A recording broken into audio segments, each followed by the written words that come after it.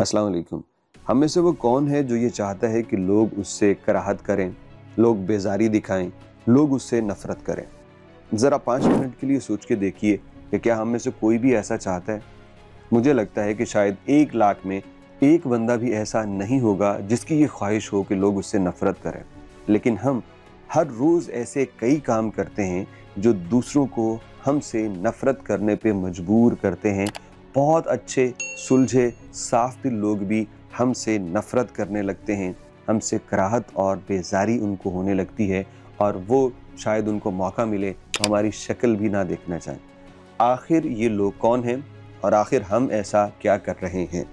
एक video social media पे viral है, अबू धाबी एयरपोर्ट की उसके लॉन्च की है। वही लॉन्च जो हमने कई मरतबा इस्तेमाल किया अपने ट्रैवल व्लॉग्स पे, आपको दिखाए भी थे।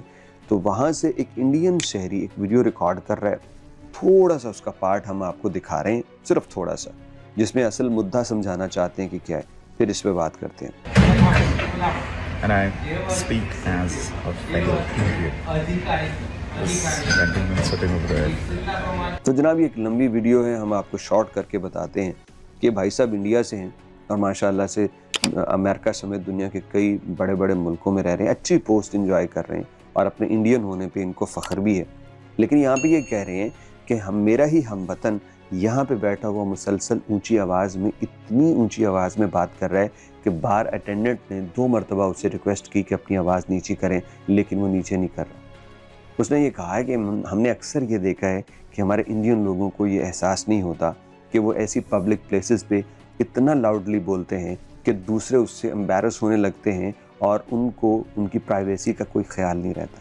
ये बंदा ऊंची आवाज़ में बात कर रहा है। उन्होंने कहा सिर्फ वीडियो कॉल पे बात ही नहीं, बल्कि कोई यूट्यूब चला रहा है, कोई इंस्टाग्राम चला रहा है, कोई टिकटॉक चला रहा है, तो इतनी ऊंची आवाज़ में वो चलाते हैं बग़ैर हेडफोन के कि दूसरों को इरिटेशन होती है। अब ये वो बंदे हैं, ये भाई साहब ये वो बंदे हैं जिनकी वजह से लोग उनसे इन हरकतों की वजह से नफ़रत करते हैं। अब ये बात मैंने कह दी ना, तो ये हम बर्र-ए-सग़ीर पाक व हिंद के मुश्तरका मसाइल हैं, मुश्तरका आदतें हैं, एक जैसे करतूत हैं, एक जैसे किरदार हैं। ये बात करतूत वाली इसलिए कही क्योंकि हम बेशुमार देखते हैं एयरपोर्ट के, आप किसी लॉन्ज में जाके बैठ जाइए, लोग बगैर हैंड फ्री के इसी तरह से ऐसी बदतमीज़ी कर रहे होंगे कि दूसरे उनसे उठ के दूर चले जाते। क्या मिलता है आपको ऐसा करके? मुझे अच्छी तरह याद है, मैं कोलंबो एयरपोर्ट पे था और मुझसे काफ़ी दूर, यानी इतनी दूर कि उस बंदे का चेहरा भी सही तरह वाज़ेह नहीं था, इतनी दूर एक बंदा बैठा था और वो जियो न्यूज़ की खबरें सुन रहा था और उसकी आवाज़ वहाँ से मेरे तक पहुँच रही थी। यानी अब आप पता नहीं कौन सा मोबाइल था उसके पास, चाइना का था कि कौन सा था, इतनी दूर। तो मैं कहता हूँ जो उसके बिल्कुल पास बैठे हैं उनका क्या हालत होगी। भाई साहब थोड़े से एटिकेट्स सीख लीजिए। ये बात बहुत अहम करने लगा हूँ खुदा के वास्ते। जब आप सफ़र कर रहे हों तो भाई नीट एंड क्लीन कपड़े तो आप पहनते हैं, थोड़ी सी खुशबू लगा लीजिए भाई, थोड़ी सी अपनी मूँछों को, अपनी दाढ़ी को, जो भी आप करते हैं उसको थोड़ा सा ठीक कर लीजिए भाई। आने से पहले ज़रा कंघी अच्छी तरह से करके आ जाइए और भाई किसी को रास्ता दीजिए भाई, किसी के सामने किसी की मौजूदगी में आप ऊंची आवाज़ में चीज़ें ना चलाइए। ये कुछ काम हैं जो आप कर लेंगे तो लोग जो हैं नफ़रत करना छोड़ देंगे।